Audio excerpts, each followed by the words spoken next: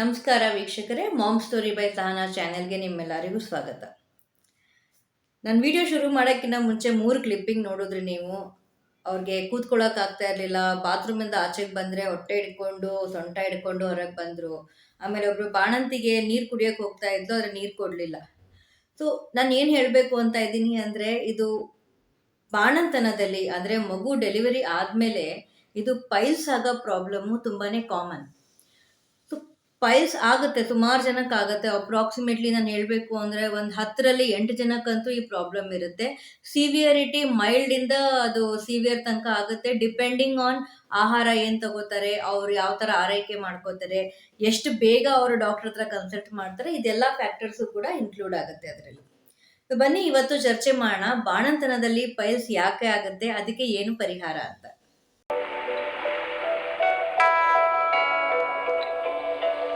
ಮೊದಲನೇದಾಗಿ ಈಗ vaginal delivery ಅಂದರೆ ನಾರ್ಮಲ್ ಡೆಲಿವರಿ ಆದಾಗ ನಿಮ್ಮ ಇದು ಗಟ್ಸ್ ಮೇಲೆ ಆಮೇಲೆ ಆ್ಯನಲ್ ಏರಿಯಾ ಮೇಲೆ ತುಂಬ ಪ್ರೆಷರ್ ಬೀಳುತ್ತೆ ಡೆಲಿವರಿ ಆಗೋ ಟೈಮಲ್ಲಿ.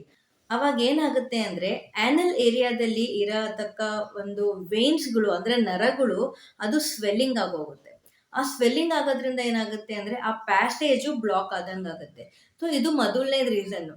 ಎರಡನೇ ರೀಸನ್ ಏನು ಅಂದರೆ ಬಾಣಂತನದಲ್ಲಿ ತುಂಬಾ ಕಟ್ನಿಟ್ಟಾಗೆ ಇದನ್ನೇ ತಿನ್ನಬೇಕು, ಅದನ್ನೇ ತಿನ್ನಬೇಕು, ಆಮೇಲೆ ತುಂಬ ನೀರು ಕುಡಿಬಾರ್ದು ಅಂತ ಕೆಲವೊಂದು ರೆಸ್ಟ್ರಿಕ್ಷನ್ಸ್ ಇರುತ್ತೆ. ಆ ರೆಸ್ಟ್ರಿಕ್ಷನ್ಸ್ ಇರೋದ್ರಿಂದ ಏನಾಗುತ್ತೆ ಅಂದರೆ ಬಾಡಿ ಹೀಟಪ್ ಆಗುತ್ತೆ, ಬಟ್ ಅದಕ್ಕೆ ಫೈಬರ್ ಸಿಗೋದಿಲ್ಲ, ಪ್ರಾಪರ್ ಹೈಡ್ರೇಷನ್ ಸಿಗೋದಿಲ್ಲ.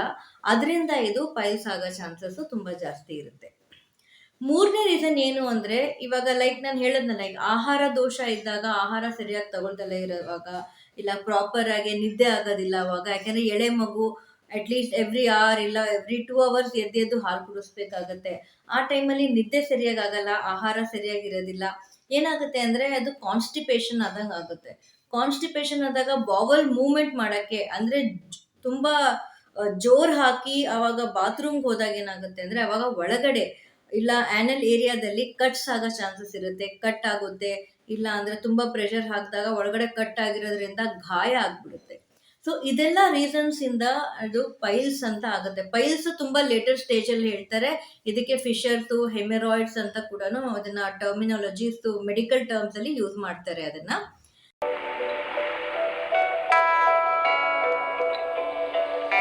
ಸೊ ಬನ್ನಿ ನೋಡೋಣ ಇದನ್ನು ಫಸ್ಟ್ ಮನೇಲಿ ನಾವು ಹೇಗೆ ಇದ್ರ ಬಗ್ಗೆ ಕ್ಯೂರ್ ಮಾಡ್ಕೋಬೋದು, ಏನು ಮಾಡಿದ್ರೆ ನಮಗೆ ಅದು ಅನುಕೂಲ ಆಗುತ್ತೆ ಅಂತ ತುಂಬ ಸಿಂಪಲ್ ಟಿಪ್ಸ್ ಹೇಳ್ಕೊಡ್ತೀನಿ ನಾನು ಇವತ್ತು.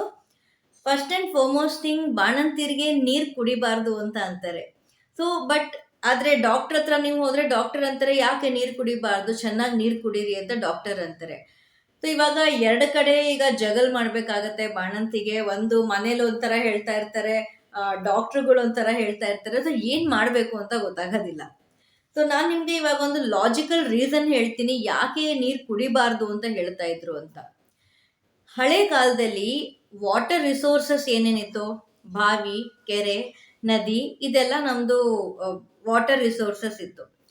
ಹಿಂದಿನ ಕಾಲದಲ್ಲಿ ಇವಾಗಿನ ಥರ RO ಆಗಲಿ ಇಲ್ಲ ಇದು ಫಿಲ್ಟರ್ಸ್ಗಳಾಗಲಿ ಆ ಥರ ಯಾವುದೂ ಇರಲಿಲ್ಲ. ಸೊ ಫಿಲ್ಟ್ರೇಷನ್ ಮಾಡೋದು ಅಂದ್ರೆ ಏನಿತ್ತು, ಬರೀ ಕಾದಾರಿದ ನೀರು ಮಾತ್ರ ಅವ್ರು ಕುಡಿಬೋದು ಅಂತ. ಸೊ ಕಾದಾರಿಸ್ ಕುಡಿದ್ರೂ ನೀರುವೆ ಎಷ್ಟೇ ನೀವು ಅದನ್ನು ಚೆನ್ನಾಗಿ ಇಟ್ಕೊಂಡು ಸ್ಟೋರೇಜ್ ಮಾಡಿದ್ರೂ possibility of germs in the water ಜಾಸ್ತಿ ಇರ್ತಿತ್ತು. ಓಕೆ, ಏಕೆಂದರೆ ಪಾತ್ರೆಗಳು, ಸ್ಟೋರೇಜ್ ಕಂಡೀಷನ್ಸು ಅದೆಲ್ಲವುದು ಕೂಡ ಡಿಫ್ರೆಂಟ್ ಇತ್ತು ಇವಾಗಕ್ಕೂ ಆಗಿನ ಕಾಲದಕ್ಕೂ. ಸೊ ವಾಟರ್ ಬೋರ್ನ್ ಡಿಸೀಸಸ್ ಆದರೆ ಅದು ತಾಯಿಗಾಗಲಿ ಮಗುಗಾಗಲಿ ಅದು ಆರೋಗ್ಯಕ್ಕೆ ಹಾನಿಕಾರಕ ಅಂತ ಹೇಳಿಬಿಟ್ಟು ಹಿಂದಿನ ಕಾಲದಲ್ಲಿ ನೀರು ಜಾಸ್ತಿ ಕುಡಿಬೇಡಿ ಅಂತ ಹೇಳ್ತಾ ಇದ್ರು. ಯಾಕೆಂದರೆ ಅವಾಗ ಮೆಡಿಕಲ್ ಫೆಸಿಲಿಟೀಸ್ ಕೂಡ ಅಷ್ಟೊಂದು ಇರಲಿಲ್ಲ ಅವಾಗ. ಸೊ ಇವಾಗ ನಾನು ಹೇಳೋದೇನು ಅಂದರೆ, ಈಗ ಎರಡನ್ನೂ ಫಾಲೋ ಮಾಡಬೇಕಾಗತ್ತೆ. ಮನೆಯವ್ರಿಗೆ ಇಲ್ಲಪ್ಪ ನಾನು ನಿಮ್ಮ ಮಾತು ಕೇಳೋದೇ ಇಲ್ಲ, ನಾನು ನೀರು ಕುಡ್ದೇ ಕುಡಿತೀನಿ ಅಂತ ಆ ಥರ ಹೇಳಿದ್ರೆ ಅವ್ರಿಗೂ ಬೇಜಾರಾಗುತ್ತೆ. ಬಟ್ ನೀವು ನಿಮ್ಮ ಆರೋಗ್ಯನೂ ಕೂಡ ನೋಡ್ಕೋಬೇಕು. ಸೊ ಅದಕ್ಕೆ ತುಂಬಾನೇ ಕುಡಿಲೇಬಾರ್ದು ಅಂತ ಏನಿಲ್ಲ. Please have water. ಎಷ್ಟು ಕುಡಿಬೇಕು ಅನ್ನೋದಕ್ಕೆ ನಿಮ್ಮ ಗೈನಕಾಲಜಿಸ್ಟ್ ಆಗಲಿ, ನಿಮ್ಮ ಡಾಕ್ಟರ್ ಆಗಲಿ, ಅವರನ್ನ ಖಂಡಿತ ಕನ್ಸಲ್ಟ್ ಮಾಡಿ. ಕನ್ಸಲ್ಟ್ ಮಾಡ್ದಲೇ ಮಾತ್ರ ನಾನು ಹೇಳ್ದೆ ಇಲ್ಲ ಬೇರೆ ಯಾರೋ ಹೇಳಿದ್ರು ಅಂತ ನೀರು ಕುಡಿಯೋಕೆ ಹೋಗಬೇಡಿ. ನೀರು ಕುಡೀರಿ. ಎಷ್ಟು ಕುಡಿಬೇಕು ಅಂತ ಅದಕ್ಕೊಂದು ಕ್ವಾಂಟಿಟಿ ಮೆನ್ಷನ್ ಇರುತ್ತೆ. 1.5 ಲೀಟರ್, ಕೆಲವ್ರಿಗೆ 2 ಲೀಟರ್ಸ್ ಅಂತ ಹೇಳ್ತಾರೆ. ಒಬ್ರೊಬ್ರದ್ದು ಬಾಡಿ ಟೈಪು ಒಂದೊಂದು ಥರ ಇರುತ್ತೆ. ಸೇ ಫಾರ್ ಎಕ್ಸಾಂಪಲ್, ಇವಾಗ ತುಂಬಾ ಹೀಟ್ ಬಾಡಿ ಇರೋರು ಸ್ವಲ್ಪ ಜಾಸ್ತಿ ನೀರು ಕುಡಿದ್ರು ನಡೆಯುತ್ತೆ. ಆದರೆ ಶೀತದ ಶರೀರ ಇರೋರು ಜಾಸ್ತಿ ನೀರು ಕುಡಿದ್ರೆ ಅವ್ರಿಗೆ ಕೋಲ್ಡ್ ಆಗೋ ಚಾನ್ಸಸ್ ಇರುತ್ತೆ. ನಾವು ತಾಯಿ ಕೋಲ್ಡ್ ಆದರೆ ಮಗುಗೂ ಕೂಡ ಅದು ಎಫೆಕ್ಟ್ ಆಗುತ್ತೆ. ನಿಮ್ಮ ಡಾಕ್ಟರ್ನ ಕನ್ಸಲ್ಟ್ ಮಾಡಿ ನೀವು ಎಷ್ಟು ನೀರು ಕುಡಿಬೋದು ಅಂತ ನೀವು ಫಸ್ಟ್ ತಿಳ್ಕೊಳ್ಳಿ. Keep your body hydrated. ಎರಡನೇದೇನು ಅಂದರೆ, ಇವಾಗ ನಿದ್ದೆ ಸರಿಯಾಗಿ ಆಗಲ್ಲ, ರೆಸ್ಟ್ ಸಿಗಲ್ಲ. ಸೊ ಆಟೋಮೆಟಿಕಲಿ ಬಾವಲ್ ಮೂವ್ಮೆಂಟ್ಸ್ ಅಂದರೆ ನಮ್ಮ ಡೈಜೆಸ್ಟಿವ್ ಸಿಸ್ಟಮ್ಮು ಅದಕ್ಕೂ ಕೂಡ ಗೊತ್ತಾಗಲ್ಲ. ಯಾವಾಗ ರಾತ್ರಿ ಯಾವಾಗ ಹಗಲು ಅಂತ ಗೊತ್ತಾಗೋದಿಲ್ಲ. ಸೊ ಸಜೆಷನ್ ಏನು ಅಂದರೆ, ಸಿಚುವೇಶನ್ ವರ್ಸ್ ಆಗೋಕ್ಕಿಂತ ಮುಂಚೆನೇ ಸ್ವಲ್ಪ ನೀವು ಕ್ಯಾಸ್ಟರ್ ಆಯಿಲ್ ಅಂದರೆ ಹರಳೆಣ್ಣೆನ ನಿಮ್ಮ ಆ್ಯನಲ್ ರೀಜನ್ಗೆ ಹಚ್ಕೋತಾ ಬನ್ನಿ. ಆಮೇಲೆ ನಿಮ್ಮ ಹೊಕ್ಕಳಿಗೆ ಸ್ವಲ್ಪ ಹಚ್ಕೊಳ್ಳಿ. ಆಮೇಲೆ ಆ್ಯನಲ್ ರೀಜನ್ಗೆ ಸ್ವಲ್ಪ ಹಚ್ಕೋತಾ ಬನ್ನಿ. ಅವಾಗ ಏನಾಗುತ್ತೆ ಅಂದರೆ ನಿಮ್ಮದು ಸ್ಟೂಲ್ಸು ಸಾಫ್ಟ್ ಆಗುತ್ತೆ. ಆ್ಯಕ್ಚುಲಿ ಫೈಬ್ರಸ್ ಫುಡ್ ಬಾಣಂತಿರಿಗೆ ಕೊಡೋದೇ ಇಲ್ಲ. ಬಟ್ ಅಗೇನ್ ನಾನು ಹೇಳೋದೇನು ಅಂದರೆ, ಡಾಕ್ಟರ್ನ ಕನ್ಸಲ್ಟ್ ಮಾಡಿ. ಫಸ್ಟ್ 21 ಡೇಸ್ ಮಾತ್ರ ತುಂಬ ಕಟ್ನಿಟ್ಟಿರುತ್ತೆ. ಡಾಕ್ಟರ್ನ ಕನ್ಸಲ್ಟ್ ಮಾಡಿ ಏನೇನು ತರಕಾರಿಗಳು ನೀವು ತಿನ್ಬೋದು, ಯಾವ್ಯಾವ ತರಕಾರಿ ನೀವು ಕನ್ಸ್ಯೂಮ್ ಮಾಡಿದ್ರೆ ನಿಮ್ಗೆ ಇದಕ್ಕೆ ಹೆಲ್ಪ್ ಆಗುತ್ತೆ. ಪ್ಲಸ್ ಇನ್ನೊಂದೇನು ಅಂದರೆ, ಹಸಿ ತರಕಾರಿಗಳು ತಿನ್ನೋಕ್ಕೆ ಕೊಡೋದಿಲ್ಲ. ಬಿಕಾಸ್ ರಾ ವೆಜಿಟೇಬಲ್ಸ್ ಇಂದನೂ ಕೂಡ ಏನಾದರೂ ಡಿಸೀಸಸ್ ಸ್ಪ್ರೆಡ್ ಆಗ್ಬೋದು, ಯಾವುದಾದ್ರೂ ಪ್ರಾಬ್ಲಮ್ಸ್ ಕ್ರಿಯೇಟ್ ಆಗ್ಬೋದು. ಸೊ ರಾ ವೆಜಿಟೇಬಲ್ಸ್ ಅವಾಯ್ಡ್ ಮಾಡ್ಬೋದು. ಬಟ್ ಬಾಯ್ಲ್ಡ್ ವೆಜಿಟೇಬಲ್ಸು, ಸೂಪು ಇಂಥದ್ದೆಲ್ಲ ಖಂಡಿತ ಕುಡಿಬೋದು. ಡಾಕ್ಟರ್ನ ಕನ್ಸಲ್ಟ್ ಮಾಡಿ.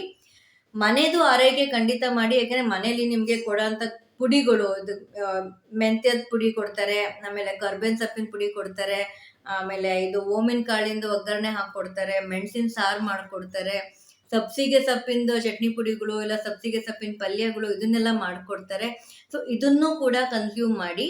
ಬಟ್ ಅಡಿಷನಲ್ ಟು ದಿಸ್ ಯಾವ್ಯಾವ ವೆಜಿಟೇಬಲ್ಸ್ ನೀವು ತಗೋಬೋದು ಅನ್ನೋದನ್ನ ತಿಳ್ಕೊಂಡು ನಿಮ್ಮ ಡಾಕ್ಟರ್ ಹತ್ರ ಅದನ್ನು ನಿಮ್ಮ ಡಯಟಲ್ಲಿ ಇನ್ಕ್ಲೂಡ್ ಮಾಡಿ. ಫ್ರೂಟ್ಸು ಕೂಡ ಅಷ್ಟೇ, ಯಾವ್ಯಾವ ಫ್ರೂಟ್ಸ್ ತಿನ್ಬೋದು ಅಂತಲೂ ಕೂಡ ತಿಳ್ಕೊಳ್ಳಿ. ಫ್ರೂಟ್ಸಲ್ಲಿ ಬಾಳೆಹಣ್ಣು ಜಾಸ್ತಿ ಕೊಡಲ್ಲ, ಯಾಕಂದರೆ ಬಾಳೆಹಣ್ಣು ಶೀತ ಅಂತ ಬಾಳೆಹಣ್ಣು ಜಾಸ್ತಿ ಕೊಡಲ್ಲ. ಆ್ಯಪಲ್ಲು ತುಂಬ ಜಾಸ್ತಿ ತಿನ್ನೋಕ್ಕೆ ಹೋಗಬೇಡಿ, ಯಾಕಂದರೆ ಆ್ಯಪಲಿಂದನೂ ಕೂಡ ಹೊಟ್ಟೆ ಕಟ್ಟುತ್ತೆ ಅಂತಾರೆ. ಸೊ ಪ್ಲೀಸ್ ನಿಮ್ಮ ಡಾಕ್ಟರ್ನ ಒಂದ್ಸತಿ ಕನ್ಸಲ್ಟ್ ಮಾಡಿಕೊಂಡು ತಗೊಳ್ಳಿ. ಫೈಬ್ರಸ್ ಫುಡ್ಸಲ್ಲಿ ಕ್ಯಾರೆಟ್ ಆಗುತ್ತೆ, ಪಂಪ್ಕಿನ್ ಇರುತ್ತೆ, ಇದು ಬೀನ್ಸ್ ಆಗ್ಬೋದು, ಆಮೇಲೆ ನಿಮ್ಮ ಇದು ಪಾಲಕ್ ಸೊಪ್ಪು, ಇದೆಲ್ಲದರಲ್ಲೂ ತುಂಬ ಫೈಬರ್ ಇರುತ್ತೆ. ಮೂಲಂಗಿ, ಇದರಲ್ಲೂ ಫೈಬರ್ ಇರುತ್ತೆ. ರಾ ವೆಜಿಟೇಬಲ್ಸ್ ಅಂದರೆ ಆ್ಯಕ್ಚುಲಿ ಕುಕುಂಬರ್ ಅದೆಲ್ಲ ತುಂಬ ತಿಂದರೆ ಒಳ್ಳೆಯದು. ಬಟ್ ಆ್ಯಕ್ಚುಲಿ ಶೀತ ಆಗುತ್ತೆ ಅಂತ ಅದನ್ನು ಸಾಮಾನ್ಯ ರೆಸ್ಟ್ರಿಕ್ಟ್ ಮಾಡ್ತಾರೆ, ಕೊಡೋದಿಲ್ಲ.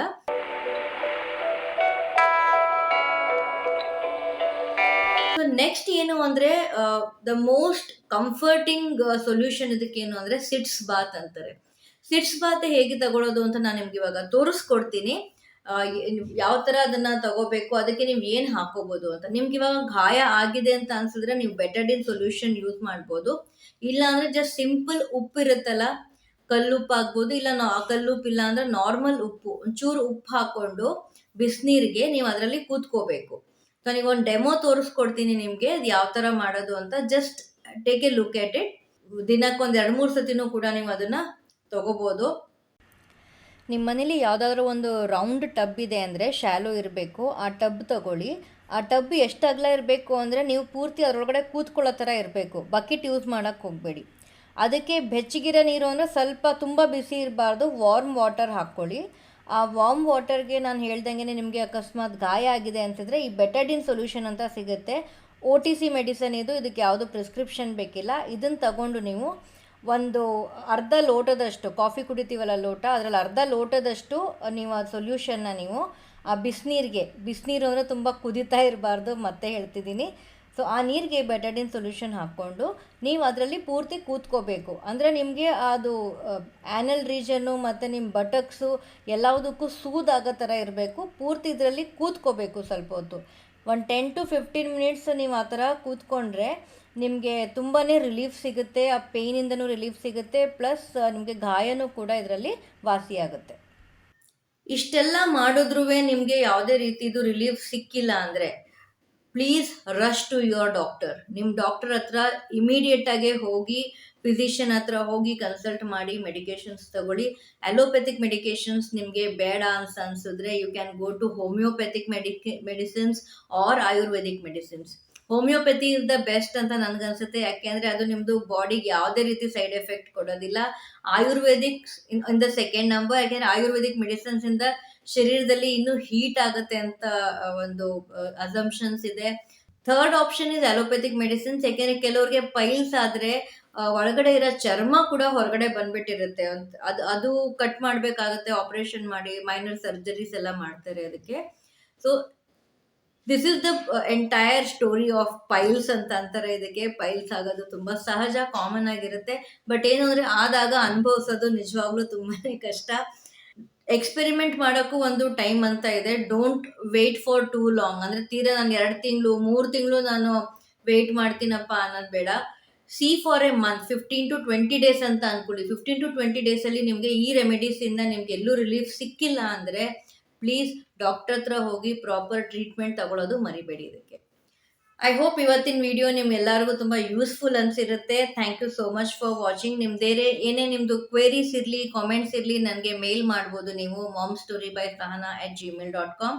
ಇಲ್ಲಾಂದರೆ ಏನಾದರೂ ನಮ್ಮದು ಪ್ರಾಡಕ್ಟ್ಸು ಕೂಡ ಇದೆ, ಅಜ್ಜೀಸ್ ಹೋಮ್ ಮೇಡ್ ಅಂತ. ನಾನು ಮನೇಲೇ ತಯಾರಿಸಿರ್ತಕ್ಕ ಒಂದು ಬಾಣಂತಿ ಪುಡಿಗಳಾಗ್ಬೋದು, ಅಂಟಿನ ಉಂಡೆಗಳು, ಆಮೇಲೆ ಜನರಲ್ ಆಗಿ ಪುಳಿಯೋಗರೆ, ಚಟ್ನಿ ಪುಡಿ, ಅದನ್ನು ಕೂಡ ಎಲ್ಲ ಮಾಡ್ತೀವಿ. ನಿಮ್ದೇನಾದ್ರೂ ಆರ್ಡರ್ ಪ್ಲೇಸ್ ಮಾಡಬೇಕು ಅಂದರೆ ನೀವು ವಾಟ್ಸಪ್ಪಲ್ಲಿ ಕೂಡ ಆರ್ಡರ್ ಪ್ಲೇಸ್ ಮಾಡ್ಬೋದು. ವಾಟ್ಸಪ್ ನಂಬರ್ ಕೂಡ ಕೆಳಗಡೆ ಬರ್ತಾ ಇದೆ. So thank you so much for watching the video. ನಾನೇನು ಬರ್ತೀನಿ. ನಮಸ್ಕಾರ.